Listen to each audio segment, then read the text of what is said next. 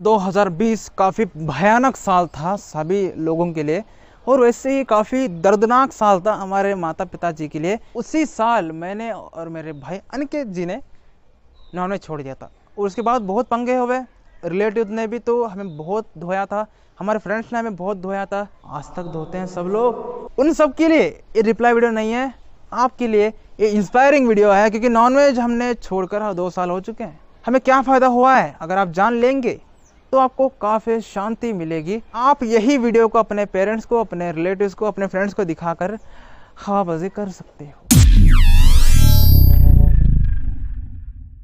Over thinking. जब मैं nonveg बहुत खाता था, बहुत ही खाता था मैं एक्चुअली, एक बार मैं 10-20 पीस लगा कर जब मैं नॉनवेज खाता था, क्योंकि मेरा मन काफ़ी स्ट्रेसफुल रहता था उसकी वजह से, और मैं ओवर थिंकिंग के शिकार में था।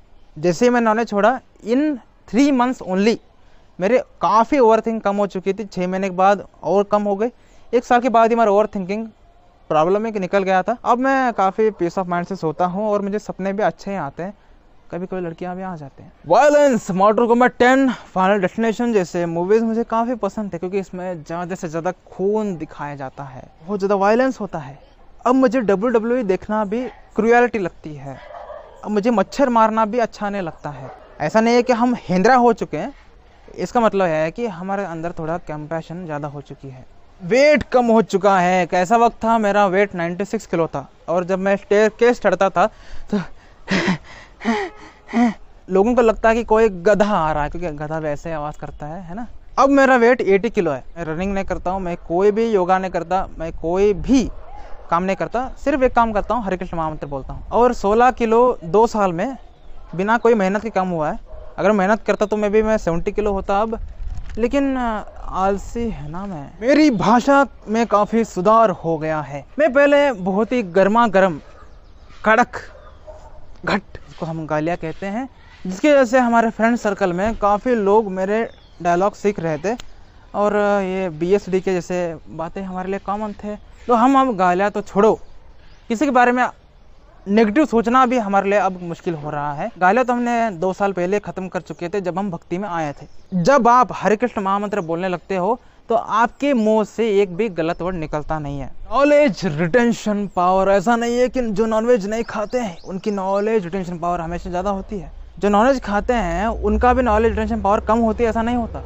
लेकिन मेरा कम था, लेकिन अब बढ़ चुका है, क्योंकि घी ज़्यादा खाते हैं ना। आध्यात्मिकता में प्रगति। एक फालतू इंसान जिसको पता भी नहीं था कि ज़िंदगी में करना क्या है, आज जो 3 माला रोज़ करता है, 16 माला हर एक संडे को करता है, तो आप समझ ही सकते हैं कि नॉनवेज छोड़ना कितना लाभकारी था उसके लिए। Bhagavad Gita understanding. May be इस दुनिया में ऐसा कोई नहीं है जो मुझे एक कहे कि मैं रोज़ नॉनवेज खाता हूँ, नॉनवेज खाकर ही गीता पढ़ता हूँ और मुझे गीता समझ आ चुकी है। अगर वो ऐसा कहता है तो पहली बात वो झूठा है, दूसरी बात जो पहली बात कही वही सच है। पेशेंस। जब मैं नॉनवेज खाता था मेरे अंदर पेशेंस की बहुत ज़्यादा कमी थी। जब भी हम लाइन में लगते थे लोगों के, तो हम हमेशा, क्योंकि WWE ज़्यादा देखता था मैं, तो अलग अलग मूव्स ट्राई करता था जो आगे खड़े होते थे, इसलिए जब भी मैं जाता था लोग हमारे पीछे आते थे। एक फ़ायदा था तब। लेकिन अब क्या होता है कि जब भी हम लाइन में लगे होते हैं तो मैं हरे कृष्ण महामंत्र बोलने लगता हूँ, और जब मेरी एक्चुअली में टाइम आती है कुछ सामान लेने का, तो मुझे यहाँ पर दुख होता है, क्योंकि मैं हरे कृष्ण महामंत्र बोल रहा था और मेरा लाइन आ गया और मैं हरे कृष्ण महामंत्र नहीं बोल सकता।